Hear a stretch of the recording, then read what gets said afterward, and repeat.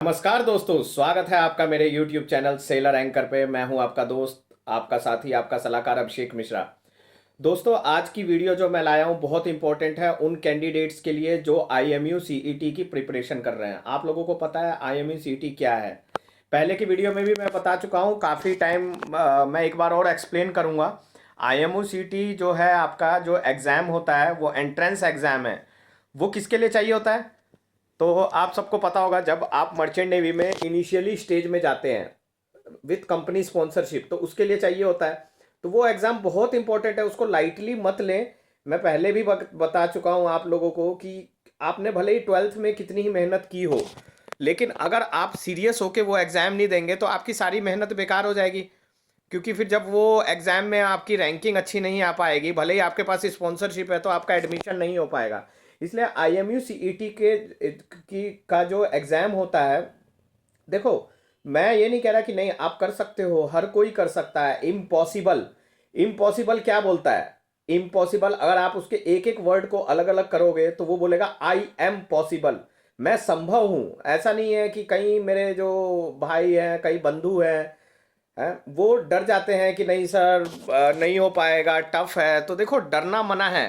कहते हैं ना, अगर आप डर गए किसी चीज को। एक मैं बहुत अच्छी वीडियो देख रहा था, एक कुएं में ना एक मेंढक बार बार ऊपर आ रहा था और लास्ट में आके फिर से कुएं में गिर जा रहा था, बट एक दिन वो कुएं से बाहर जरूर निकला। तो उस तरीके से आप कुएं का मेंढक मत बनो। आपको मैं बताता हूं, अगर आप IMU CET की प्रिपरेशन कर रहे हो, खुद से कर रहे हो, तो उसके जो पास्ट क्वेश्चन पेपर है, देखो, जब हम लोग 10th 12th में पढ़ते थे, तो जो पास्ट क्वेश्चन पेपर वाले लेके करते थे, तो कितने आराम से हमारे क्वेश्चन आंसर सब सोल्व हो जाते। सेम इसी तरीके ये IMU CET का भी है। इनके अब पास्ट पेपर अगर लेके करोगे तो आराम से कर लोगे यार, कोई टफ नहीं है। हम जैसे इंसान ही करते हैं। आप करते हो, मैं करता हूँ, आज मैं गया हूँ, कल मैं आपकी स्टेज में था। ऐसा नहीं कि कल मैं अलग था। बट मैं बार बार बोलता हूँ, आपकी 12th में मेहनत बहुत ज़रूरी है, क्योंकि आपके जो 12th की परसेंटेज है वो अच्छी आनी चाहिए। वो अच्छी आएगी तभी आप कुछ कर सकते हो। क्योंकि अगर मान लो आप कितनी भी मेहनत करो, अगर आपके 12th में 65% से कम है, या 60 से कम है, या 70 से कम है, फिर उसके बाद जब आप कंपनी स्पॉन्सरशिप का देते हो, वो बोलते हैं कि नहीं भैया, हमें 70% वाले कैंडिडेट चाहिए, आप एलिजिबल नहीं हो। तो भैया, पहले अपने आप को, खुद को उसके लिए एलिजिबल बनाओ। उसके लिए एलिजिबल बनाओ। आपके परसेंटेज कम है 58, आपने किसी कोचिंग एकेडमी का देख लिया, उन्होंने अपना बढ़ा चढ़ा के सब देखो। उन्होंने, हर कोई अपनी जीत बताता है, हार कोई नहीं बताता है। फेलियर को कोई शो नहीं करता कि भाई कितने बंदे फेल हुए हैं, कितने मेरे इंस्टीट्यूट से पढ़ के गए, कितने फेल, वो कोई नहीं बता रहा है। ये देखो, इस बंदे ने यहाँ पे कंपनी पाली, उस बंदे ने वहां पे पाली। हर कोई अपनी वाही वाही में लगा हुआ है। तो आप उनको मत देखो, आप खुद कितने पानी में हो आपको पता है। मुझे पता है यार, जब हम 12th करते हैं तो हमारी लाइफ कैसी बन जाती है। 12th के बाद, मैं सीरियसली स्पीकिंग, 12th के बाद लाइफ एकदम वैसी हो जाती है ना। 12th तक तो कुछ पता ही नहीं चलता, यारी दोस्ती में निकल जाता है। स्कूल जा रहे हैं, आ रहे हैं, पॉकेट मनी मिल रही है, उससे गुजारा चल रहे हैं। नहीं हुआ, कहीं इधर घूम लिए, उधर घूम लिए। असली कहानी 12th के बाद चालू होती है, जब भाई पेरेंट्स पूछते हैं, भाई आगे का क्या प्रोग्राम है तेरा। अगल बगल वाले पूछते हैं, भाई आगे क्या करोगे। पास आस पड़ोसी रिश्तेदार सबकी नज़र आपके ऊपर पड़ी होती है। तो आपको इस चक्रव्यूह से खुद निकलना है, इससे कोई आपको निकालेगा नहीं। आपको 12th अच्छे से कर लो, 12th में अच्छे से परसेंटेज ले लो। ये वीडियो उन लोगों के लिए भी है जो मेरे भाई बंधु 12th में अभी पढ़ रहे हैं, जो 12th क्लास में है, वो मेहनत कर रहे हैं। और वो मतलब, एक कहते हैं ना, मर्चेंट नेवी उन्होंने अपना एम बना रखा है। देखो, आज मैं कितने भी फंडे दे लूँ कि भाई इस जॉब में बहुत सेक्रीफिकेशन है, और ये सच भी है, आपको बाहर रहना है, ये रहना है। लेकिन इनिशियल स्टेज में सबको लगता है कि भाई मैं यहाँ जाऊँगा, पैसे कमाऊँगा, डॉलर में पैसे कमाऊँगा, मेरी सैलरी इतनी होगी, 6 डिजिट में मेरी सैलरी होगी। तो इस सब सपने को साकार करने के लिए आपको खुद से मेहनत करनी होगी। बाहर से कोई बंदा मेहनत करने नहीं आएगा। तो IMU CET 2025 के लिए आज से आप मतलब कसम उठा लो, संघर्ष कर लो कि नहीं भाई, मैं 24 घंटे में कम से कम 15 या 16 घंटा पढ़ूंगा। देखो बच्चों, मैं क्या बोलता हूँ, अगर आप नहीं पढ़ोगे तो सीरियसली बताऊं, इनिशियल स्टेज में कुछ होने वाला नहीं है। मेरी बात यकीन मान के चलो, फिर आप धक्के खाओगे, वही फिर इधर उधर भागोगे, कोचिंग इंस्टीट्यूट में भागोगे, एजेंट वेजेंट के चक्कर में पड़ोगे, फर्जी लोगों के फेरे में, चक्करों में आ जाओगे।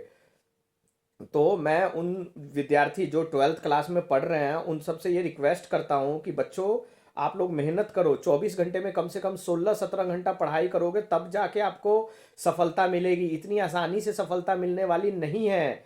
अगर इतनी आसानी से ज़िंदगी होती तो हर कोई मतलब आराम से पैसे कमा लेता ना। पैसा किसी से कमाना इतना आसान नहीं है। आप देखो ना, अगर आपके पास, आप पानी पीने जाते हो, मेरे साथ हुआ है, मेरे पास 1 रुपये खुले नहीं थे, तो वो पानी पीने वाले दिल्ली में नहीं लगा के रखते, वो 50 पैसे 1 रुपये वाले, मुझे पानी नहीं दिया। तो ये ज़िंदगी की सच्चाई है। फ्री में यहाँ कोई कुछ आपको देने वाला नहीं है।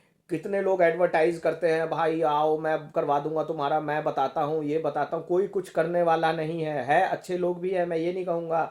देखो, इस समाज में, इस दुनिया में अगर बुरे लोग हैं तो अच्छे हैं। भगवान श्री रामचंद्र, मैं उनको अपना आइडल मानता हूँ। वो एक बड़े भगवान ही नहीं, वो एक राजा भी थे। राजा के साथ साथ वो एक लॉयल इंसान भी रहे हैं।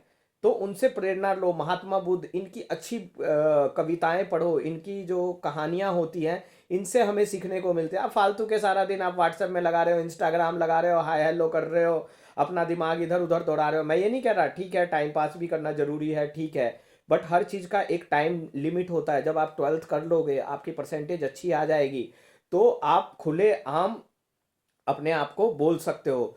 तो दोस्तों, IMU CET पे फोकस करो आप उनके लिए। और जो GP रेटिंग में जो मेहनत कर रहे हैं, किसी भी फर्जी लोगों के चक्कर में मत पड़ो। वो लोग अपना जो TS रहमान में या नूसी में एडमिशन लो, उनके पास्ट क्वेश्चन पेपर्स देखो, उनके पास्ट 10 साल के पेपर देखो भाई, 10 साल में क्या पूछा है।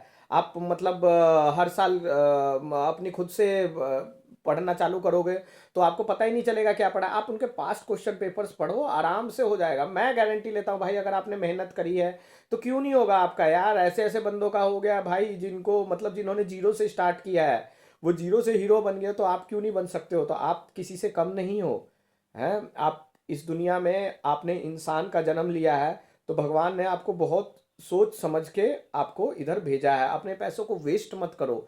वेस्ट करना मैं उसको नहीं कहूँगा, अपने पैसों को आप खूब खाओ पियो घूमो, वो वेस्ट करना नहीं होता। फालतू के चीज़ों में मत वेस्ट करो यार, फालतू के कामों में मत वेस्ट करो। अपनी जीवन, जो आपकी जो डेली शेड्यूल है, उसको आप ये सब कहावतें हैं यार, हम भी पढ़ते थे ना कि भैया यहाँ पे लिख लो कि हाँ 7 बजे उठना है, 8 बजे पढ़ेंगे 2 घंटे। और हमें भी होता था यार, अभी तो पेपर के 3 महीने, आज से मैं झंडे गाड़ दूंगा भाई, आज से पढ़ूंगा। ये करते करते महीना हो गया, नहीं आज से मैं पढ़ूंगा। हफ्ता बच गया, 5 दिन बच गए, 3 दिन, भाई 3 दिन है, 3 दिन में तो फिर इधर उधर पन्ने पलट रहे। उस स्टेज में मत पहुंचो। अगर आप डेली थोड़ा थोड़ा पढ़ोगे तो डेफिनेटली आप कर पाओगे। और रही IMU CET की बात, पास्ट क्वेश्चन पेपर्स निकालो यार, पास्ट क्वेश्चन पेपर। अगर किसी को डाउट है मेरे से पूछो यार, मैं हेल्प करने के लिए रेडी हूँ। आप लोगों के लिए, आप लोगों के साथ मैं खड़ा हूँ। आप मेहनत, आप आगे तो बढ़ो, आपका भाई है, आप क्यों टेंशन ले रहे हो। तो ये मैं बोलूँगा। And wish you all the best उनके लिए भी जो IMU CET दे रहे हैं, या जो ऑलरेडी इस लाइन में आ चुके हैं। मैं उनके लिए भी बोलता हूँ, आप शिप्स पे जाते हो, मैनुअल्स रखे हुए हैं यार, ब्रिज पे दुनिया भर के मैनुअल है। डेली एक ब्रिज इक्विपमेंट का मैनुअल उठा के पढ़ो, क्यों नहीं नॉलेज होगी भाई। नॉलेज ही आपको आगे बढ़ा सकती है। नॉलेज ऐसी चीज़ है, वो कभी वेस्ट नहीं जाती है। चलो दोस्तों, होपफुली आपको वीडियो पसंद आएगी। मैं फिर मिलूंगा, तब तक के लिए गुड बाय, टेक केयर, जय हिंद, बाय बाय दोस्तों।